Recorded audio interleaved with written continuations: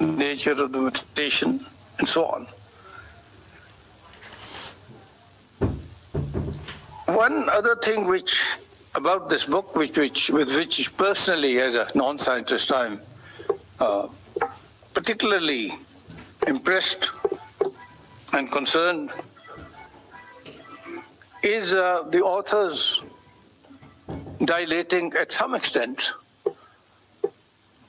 not only on the pandemic and the virus and the problems that's created world over, but certain facets, certain aspects of global governance, how nation states are yielding their authority to multinational corporations, which are flourishing, exploiting the situation, even in the diversity of nations.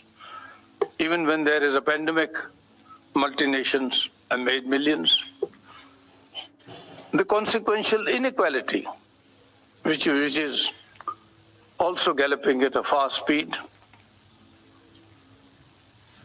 Problems related to the pandemic, problems of climate change, interrelated issues in terms of human habitat, in terms of the animal kingdom, the bird kingdom, our relationships.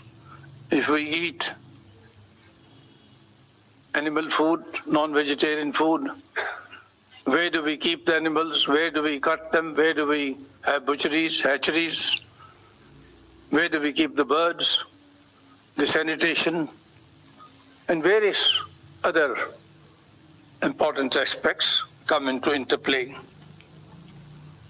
And this entire business of large cities and urban mess, how they contribute to the extension of problems of medical health, particularly in terms of the role that virus plays. So I would not say anything more because we've got scientists here to speak, except to say that notwithstanding the various limitations which we may have in India, a country of near 1.4 billion, and all the shortages and deficiencies which we have in the arena of medical care, health care, I think it's a great tribute to the scientists of our country, to the medical profession, to the nursing profession, the paramedics, and all those who have been involved in the past 2 years and more, which we've seen for ourselves, even in this institution, of how readily we got help when we needed it, in terms of vaccination or in terms of hospitalization. We had shortages, particularly of oxygen.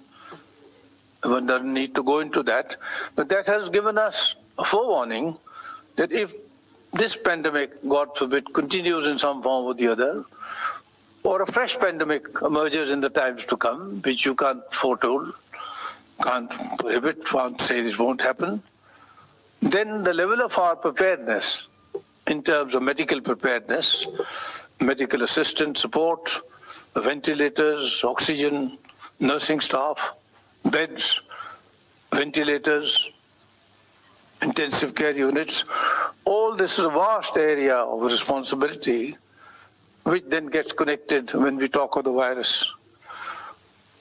So I would say, in one word, when we are discussing the pandemic, the COVID, the corona virus disease, then there are a host of issues arise which every country, every nation state, every government has to deal with, combat, and find solutions.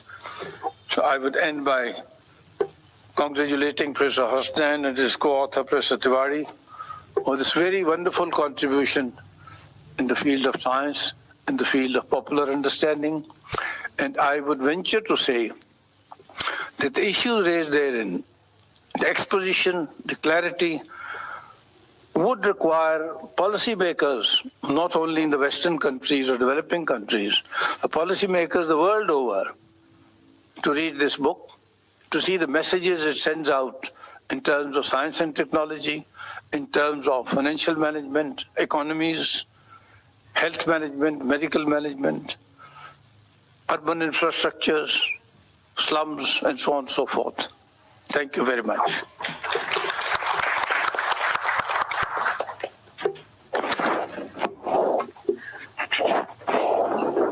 Thank you, Shri N. Vora, sir, for your deep insight on the pandemic and the book. The last 2 years have indeed been pretty horrendous for most of us. We've all dealt with personal tragedies. We have all been burdened with existential questions. We have all been horrified by the Schadenfreude we saw around us. And perhaps many of us have questioned when and how we became so desensitized to the visuals of horror we saw on television. And yet, there have been stories of humanity that have touched us deeply and given us hope. In the last 2 years, we've all become experts on the coronavirus. There have been so many mythologies, so many confusions, and so much misinformation. This book addresses most of these questions head-on in a matter-of-fact manner, and I think that's what makes this book so hard-hitting, and also in a sense cathartic. Just like the virus spared no one, whether it's the people in power, the scientists, the capitalists, and most importantly, the doctors, this book spares no one. We have an eminent panel, an eclectic panel, so we will get various perspectives on the coronavirus and how it should be decoded. But to begin with, I request Professor Hasnain to introduce the book, Decoding the Pandemic.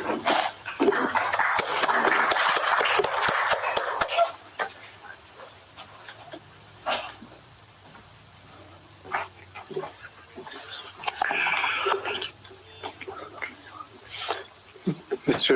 Vohraji, Mr. Srinath Reddy, Justice Shabiul Hasnain Shastri, Pallav Bagla, Jasleen Vohraji, friends and ladies and gentlemen. If you go back in history, you'll realize that Spanish flu of 1918 is rightly considered as the mother of all pandemics. It infected 500 million people, about 1/3 of the world's total population, and caused 50 million deaths all over the world. As of yesterday, SARS coronavirus 2, the virus that causes COVID-19, has infected about 0.5 billion people globally and has taken more than 6 million lives all over the world. Vaccines against COVID have been administered to an overwhelming 11 billion people all over the world. The largest vaccination effort ever made in history.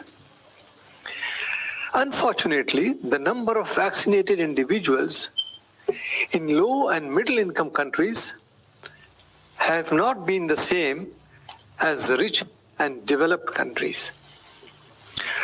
On September 17, 2021, India created a world record, which is unlikely to be broken by any other country in the world. And this record was of administering 25 million vaccines in just one day to mark the Prime Minister Modi's birthday. This has been a record of sorts. Due to this pandemic, millions have been unemployed due to lockdown and loss of jobs. It also created a huge income inequality, and many of us are aware about it. About 2,100 billionaires globally own more of the world's wealth than 4.6 billion people at the bottom of the global wealth pyramid. Look at the way wealth is distributed globally. US President Joe Biden acknowledge that 20 million Americans lost their job in the pandemic. Yet, at the same time, roughly 650 billionaires in America, just 650 billionaires in America, saw their net worth increase by more than $1 trillion. And today, 2 years after the pandemic started, they are worth $4 trillion. Just 650 people in the world are today worth 4 trillion. So this pandemic has caused human sufferings for a large majority of population, citizens of the world. It has also become a catalyst for acquiring wealth.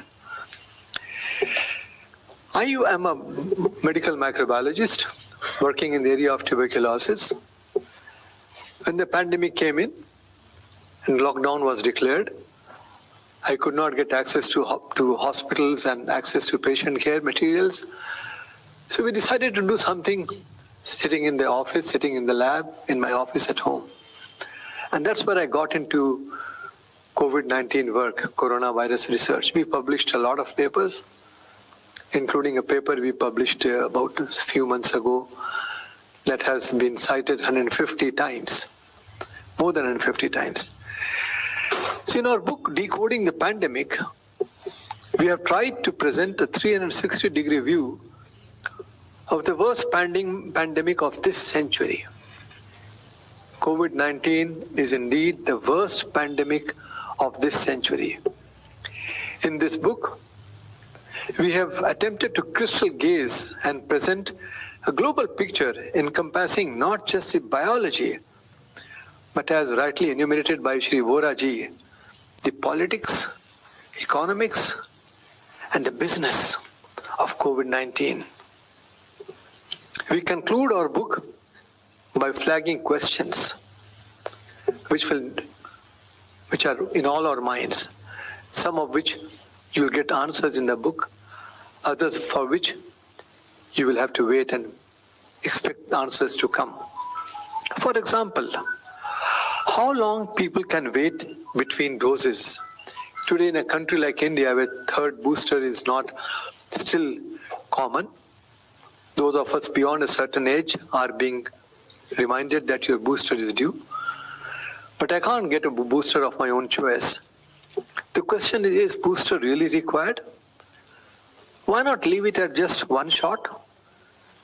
And also, the important question, should we do a mix and match? In India, we have primarily two kinds of vaccines. The one made by our own Indian company, Bharat Biotech in Hyderabad, Covaxin. And the other made by the AstraZeneca, made by an Indian company in Pune. Many countries, including the US, are encouraging a third booster. Will there be a fourth booster, fifth booster, sixth booster, and more of them? We have no clue as of now. The important question which is seeking answer is how long immunity will last. It has been seen that the neutralizing antibodies that neutralize the virus and prevent you from getting morbid, getting sick and death, has been seen, which helps to block the reinfection, start to decline after around 6 to 8 months, after which you are as good as not vaccinated. In most people. In some cases, even within a few months.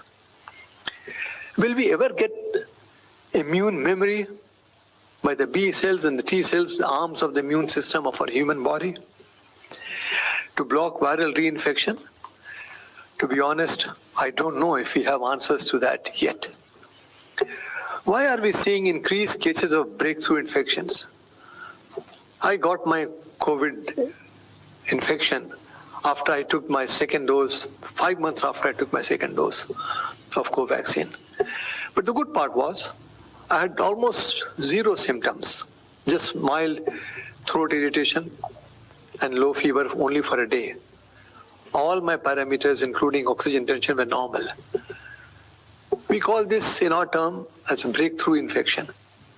It has broken through, passed through your immune corridor that has been built because of vaccination. What about new variants? The paper that I'm referring to, which has received more than 150 citations in few months' time, 5 or 6 months' time, talks about the mutants coming in India. Were the mutation in Omicron a measure of retaliation by this virus? Omicron was the latest variant, latest mutant of coronavirus, which is creating news. It is expected, actually been found, that more people have died of Omicron in the US in 2021 than people died of Delta in 2020. This is the US figure. So is the virus realized that human science, human biologists are trying to neutralize me, trying to attack me by making use of my spike protein? So why not I mutate the spike protein? The virus has completely mutated, 30 mutations, unprecedented, all in the spike protein and other mutations also, which are more like a test mutation to look at the temperature of the water. How intelligent this virus is. So will it tomorrow mutate other targets, or is it asking us, you have made vaccines against spike, you better make vaccines against other proteins. Otherwise, your vaccines will be inactive. Is this scenario real, or is it only a guess? Will it then mean that new targets will have to be seriously considered for vaccine development? And all our existing vaccines that we are using today will be of no use? Friends, I don't think I have answers to that as of now. Immunologists, infectious disease researchers, and virologists are almost unanimous that SARS-CoV-2 cannot be eradicated. And I repeat, cannot be eradicated. This is not my opinion alone. It's the opinion of all those who have some knowledge about how the virus works. Even if it is subdued, we all are likely to have what we call it as a long COVID. No symptom, but tomorrow your other systems of your body will start showing some effect. In the best scenario, COVID-19 will become endemic, which means it will be just like tuberculosis. It will attack you when your immune system is lower, for whatever reason. It will continue to circulate in pockets of the global population, particularly those countries which have not seen that level of vaccination. Fortunately, India is not among those countries. And life will move on, yet, as it always has. Friends, that this could as well be a wishful thinking can indeed be true. As human intelligence, it is a fact. Human intelligence has so far only been able to follow the trail created by this virus, which is the smartest pathogen known to humanity ever, and not the other way around. The reverse has rarely been true. This is the kind of scenario we are living in. This is the kind of scenario that we are finding today.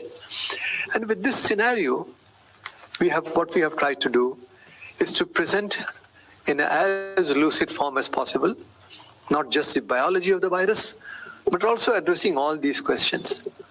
The response has been very well. The book has already been released in the West, in the US, in Germany, in France, in Thailand, and today Mr. Vora has formally released the book in India, but it's available on Amazon, and there are books available outside. Those of you who would like to take a look at it, by all means, please do that. Thank you once again for being here.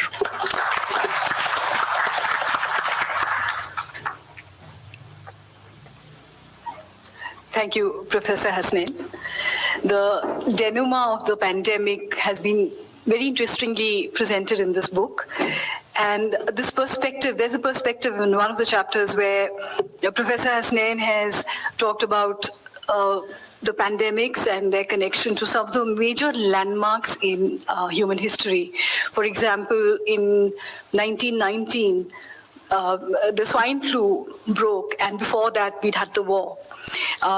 it goes on with many of the other pandemics, including the one in 2009, is it? The H1N1, which is associated with the fall of the Lehman Brothers, and what a disaster it was for America and for the world economy. A lot of these things, when you see by hindsight, you can kind of correlate and read about it, and it makes a lot of sense. But I want to talk to you, Professor Reddy. As a public health expert, did anyone anticipate this sort of a thing to ever happen? Me? Yes. You are the public health person. Well, the magnitude of the pandemic might not have been anticipated. Okay. But the fact that we were going to have epidemics and pandemics principally of zoonotically transmitted microbes was very clear from the trend of the last 60 to 75 years. Almost 2/3 of all new infectious disease outbreaks have been related to zoonotic transmission of microbes. That means from animals to humans. This is not because animals have suddenly become malevolent towards human beings, but because we have built conveyor belts for release and transmission of viruses and vectors and other microbes which were hitherto confined to forest-dwelling animals, and let them come into contact with veterinary populations, whether free-living or captive, and into human habitat. By extensive deforestation, we have blurred and damaged the ecological barriers that exist in nature, which prevent the transmission of these confined microbes, and let them loose in human communities. Simultaneously, the methods of transmission within the human population have increased. Because of increasing population, there is a much higher population density, but at the same time, there is